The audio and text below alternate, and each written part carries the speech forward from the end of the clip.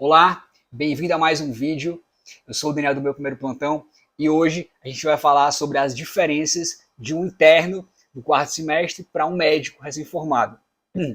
Então, eu separei basicamente em 5 pontos que vão ter as características que divergem um pouco na mentalidade de cada um dos dois. O primeiro ponto é a relação com a responsabilidade. O interno, mesmo que inconscientemente, ele acaba tendo esse pensamento, né, de que ele tem que coletar a história, tem que passar o caso de maneira adequada lá para o staff dele, mas ele não tem uma responsabilidade direta sobre aquela conduta. Então, a preocupação maior dele é de passar o caso de maneira adequada, bonito, né, para ter uma certa validação, do que de fato definir a conduta daquele paciente. O médico não. O médico que está atuando ali, está sozinho, está na zona de guerra, ele tem que salvar a pele dele. Então, tudo que ele tem que fazer, tudo vai girar em torno da conduta, da decisão e do prognóstico daquele paciente. Então, ele vai ter um estado bem mais ativo de responsabilidade com a decisão daquele quadro. O segundo ponto é a relação com o estudo. E aqui a gente não vai generalizar, né? É diferente para cada pessoa, mas na grande maioria das vezes a gente observa que o interno está muito mais preocupado com o estudo voltado para a prova de residência, né? Ou para as provas que vai prestar. Isso é válido, é genuíno, é normal, tá? Comigo também foi assim.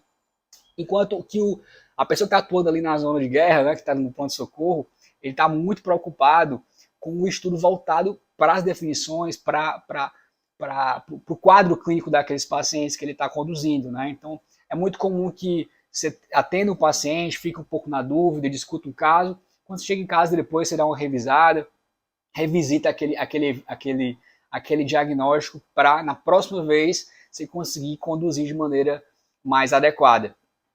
3. Relação com o erro.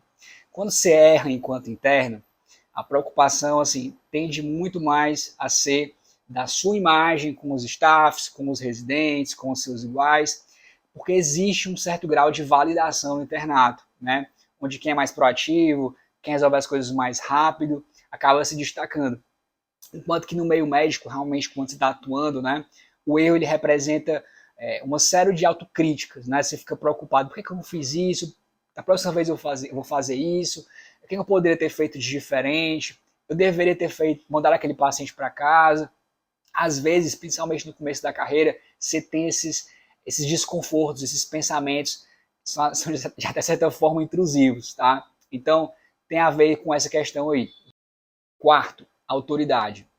Então, a autoridade no internato, ela tem muito a ver com a hierarquia, né? As posições a posição que você ocupa perante seus superiores, e você entende onde é que está o seu lugar. Quando você é médico, meio que todo mundo é igual, então você vai ver que vai ser comum você atender amigos seus, professores seus, e todo mundo ali tem obviamente que existe um respeito mútuo, mas existe uma posição de igualdade, principalmente jurídica, certo? Então, quando o interno infringe essa hierarquia ou quebra um pouco essa hierarquia, algumas vezes ele é punido, né? De várias maneiras aí que não cabe a gente citar, mas quando você já é médico, não tem muito essa questão, é mais o respeito que você tem pelos colegas, o respeito que eles têm por você, mas todo mundo ali está numa posição mais ou menos igual, se complementando e casando para que o sistema flua de maneira adequada. E 5, tá? É algo que a gente não tem muito no internato, que é falar sobre os custos. Os custos, eles são relevantes tanto para o setor privado quanto para o setor público. E aqui eu quero dizer que é o desejo de que você solicite, prescreva, né, que os gastos que você vai gerar, eles tenham relevância para aquele paciente, ou seja, não solicitar, não fazer condutas desnecessárias para os pacientes. Então, por exemplo, algumas vezes no internato a gente já acostumar a simplesmente pedir todos os exames possíveis que estão lá, né? Pedir muito mais exames do que o paciente precisa.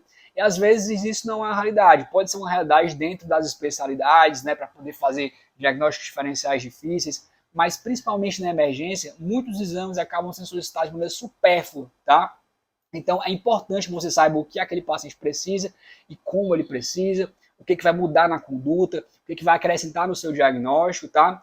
Então, isso é algo muito relevante e que você aprende na prática, porque além de você se autocobrar, você é cobrado pelos seus gestores. Então, se esse conteúdo foi útil para você, se inscreve aqui no canal que a gente vai ter muito mais por aqui. Valeu!